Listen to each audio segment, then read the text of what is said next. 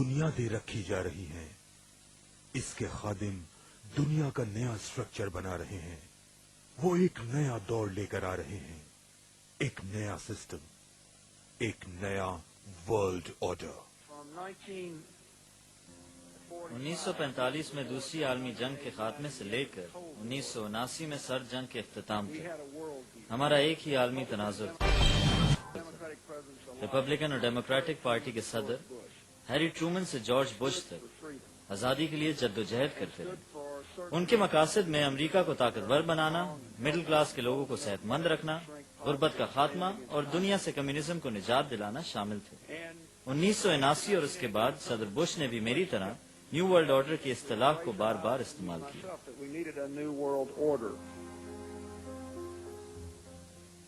अब हम एक नई दुनिया की तस्वीर उभरते हुए देख सकते हैं, जिसमें एक हकीकी न्यू वर्ल्ड ऑर्डर वजूद में आ रहा है।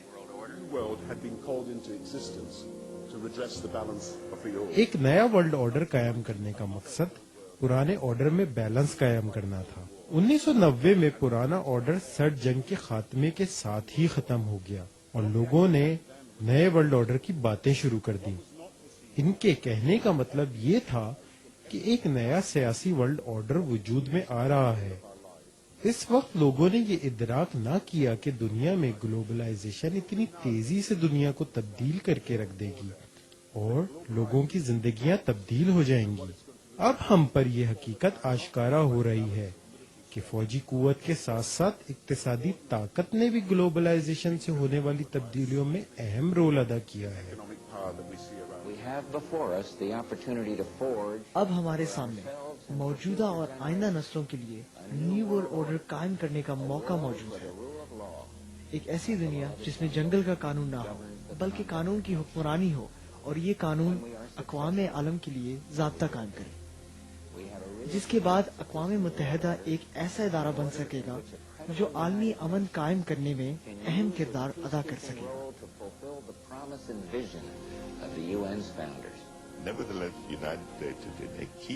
अमेरिका इस वक्त अहम मकाम पर है।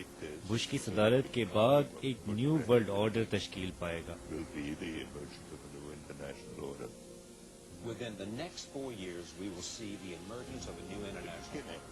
एक नए इंटरनेशनल ऑर्डर की शुरुआत होगी। एक उम्मीद है कि हर कोई इस नए वर्ल्ड ऑर्डर के लिए सरगर्म होगा, जिसमें मुख्तलिफ निज़ाम और इक़दार के तहत चलने वाली अक़वाम अमन के साथ रह सकेंगी और न्यू वर्ल्ड ऑर्डर कायम करेंगी।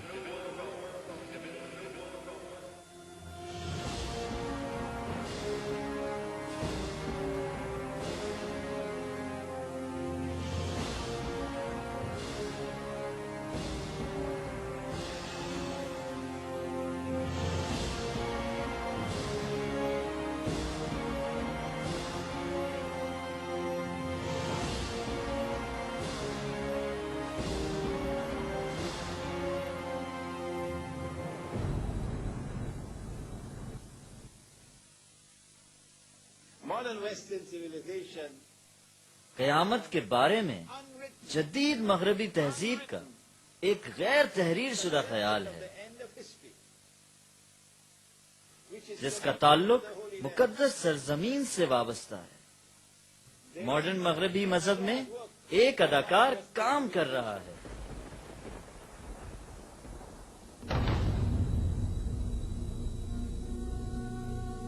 जब हम मजहब दुश्मन दज्जाल के खादमीन के मौजू पर बात करते हैं तो इनके सिंबल्स या लोगोस को समझना होगा, जो इस जमाने में चीजों को कंट्रोल कर रहे हैं।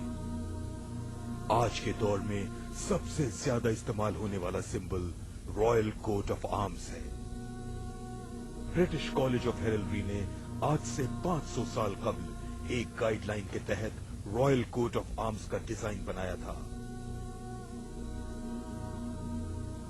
सोचने की बात यह है कि इस सिंबल में क्या खास बात है।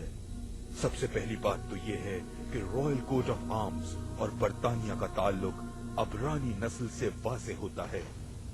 अगर इसका बाइबल से मुवाजना करें तो इसमें म्यूजिकल टाइप से इसका ताल्लुक अबरानी बादशाह हजरत दाऊद से बनता है। इसमें चिंगारता हुआ शेर और यूनिकॉर्न उसी अबरानी रियासत की अलामत हैं। ताहम ये छोटी छोटी तफसीलात हैं उस बड़े प्लान के लिए। रॉयल कोट ऑफ आर्म्स में जो अलामात मौजूद हैं, इनका जिक्र बुक ऑफ रेवलेशन में आया है, जो एंटी क्राइस्ट यानी दज्जाल की निशानियां बयान करती है। रीछ के पैर हैं, तेंदुए का जिस्म और मुंह शेर का है। ये नीचे एक बला है जिसने इसको ताकत और असर रसूख दिया है। ये एंटी क्राइस्ट का सिंबल अब इतना फैल चुका है कि अब इस दुनिया के हर घर में पाया जाता है।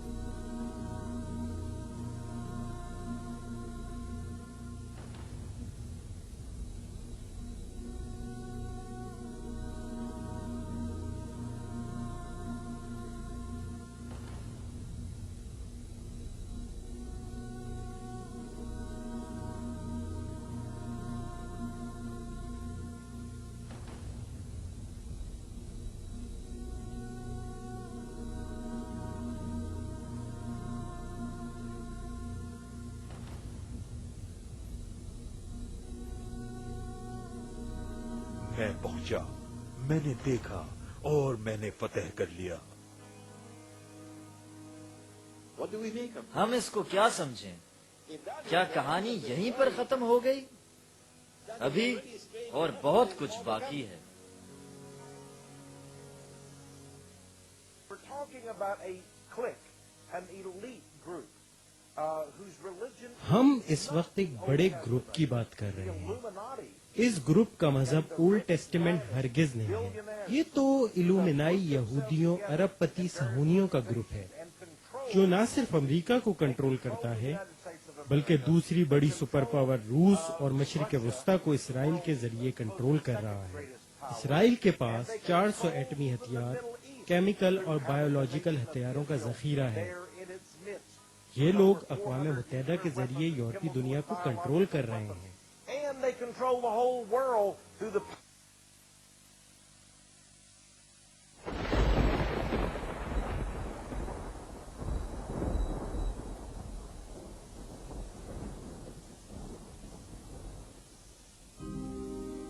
ये जो एलिस्टर करौली है, ये मॉडर्न शैतानी नजरियात का सबसे बड़ा अलंबरदार है और मगरबी तारीख का सबसे बाअसर फर्द समझा जाता है। गुज़िश्ता 2 आलमी जंगों में करौली बरतानवी और अमरीकी खुफिया एजेंसियों के लिए जासूसी करता था और इसकी शोहरत शैतानी नजरियात और गैर इखलाकी लाइफस्टाइल की वजह से ज्यादा रही। इसे आलमी मीडिया ने दुनिया का बदतरीन जहन रखने वाला शख्स करार दिया।